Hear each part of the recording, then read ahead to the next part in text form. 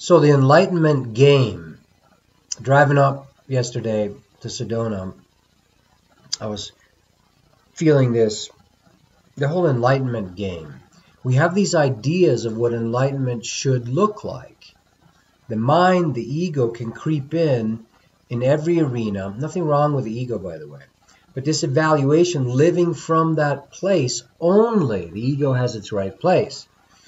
But so we've developed an enlightenment game, meaning our ego minds will judge, evaluate, categorize. Ooh, is that enlightenment? How can you know ahead of time what enlightenment is? You can't. A part of you has, in order for you to be able to evaluate if people are enlightened, you have to be in your heart and your beingness. You can't be coming from the mind. Now we go in and out of being in our heart and our beingness to being in our minds. Our current culture is really still mostly in a fear mode, in a protective survival mode. Even if we have spiritual awakenings or glimpses or the best of intentions, the road to hell is paved with good intentions, most of it is still in fear mode. So this enlightenment game will judge somebody.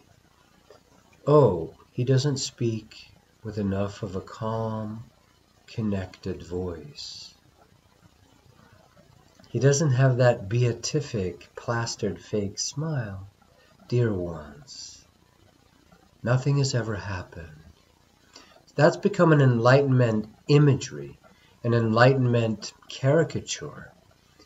And so this creeps in very easily. If you're a master teacher, I'll give an example. So people will project, they call it the plastic tomato effect. You can take a giant 6-foot plastic tomato, have it on tour around the world, and if you have enough exposure and media hype about it, people will come out to see it. If you stick the plastic tomato on TV, people will come out to see that tomato.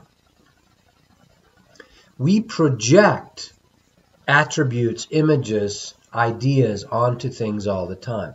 So someone like the Dalai Lama, who to me feels like a very simple man, he's not a master, and he's probably not, quote, enlightened, but we will project onto him all kinds of ideas, and therefore he can get away with all kinds of stuff. It's the emperor has no clothes.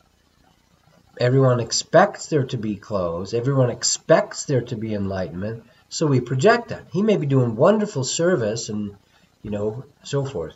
But there's a difference between a master of materiality, a Krishna, a Jesus, a Saint Francis, a Hilarion, a Saint Anthony, a Sai Baba, a Babaji, Yogananda,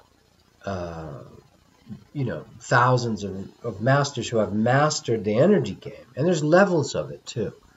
So real enlightenment, in my view, in my experience, in my awakening, in my interaction with enlightened beings, tends to be really unpredictable.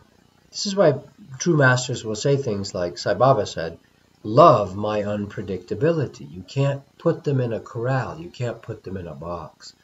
This enlightenment game is if you look the part. So there's going to be lots of false gurus and so forth, or people that have fooled themselves. They had some spiritual experience, and now they think themselves enlightened, and then there's enough people out there that will project it, and it will create this dance macabre, this strange phenomena of, oh, my master is enlightened. Every real master, in my view, tends to be crazy masters, unpredictable, because the flow of life, the impulse, the I am pulse is unpredictable. Jesus says it directly, Jeshua, unless you become as little children, meaning that innocent response, that open response, that in the moment, the non-calculating, the oh, what a tangled web we weave when we first practice to deceive, Shakespeare. The opposite of that, the spontaneous impulse. People reading prepared statements is probably not enlightenment. Right? Massaging the message. Right? So someone like an Osho spoke extemporaneously. So let's stop being so concerned with enlightenment and what it means. How can you categorize it and classify it? Maybe there are layers to the onion. You're enlightened compared to where you were 100 million years ago, but not compared to where you're going. So there's layers of responsibility, layers of awakening, layers of consciousness. Maybe the God for this particular quadrant of the galaxy is not the same God as the God source of all that is. The enlightenment game. Don't get caught in the enlightenment game. Advaita, nothing has ever happened. Who's asking? It's this subtle put down that you're not getting it. There's nothing happening. You need to do nothing. You need to learn to feel, to sense. You have to sense with your heart, with your kundalini, with your essence. Then you will know who's in touch. Maybe it would be a better question, instead of who's enlightened, who is in touch with the spontaneous I am pulse, the spontaneous impulse of life, the Tao, if you will. And we go in and out of that, all of us.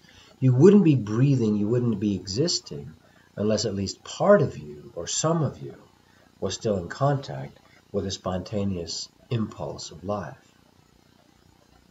Yeah. So don't get caught in the enlightenment evaluation game. It's another mind trap. It's another mind trick. My opinion.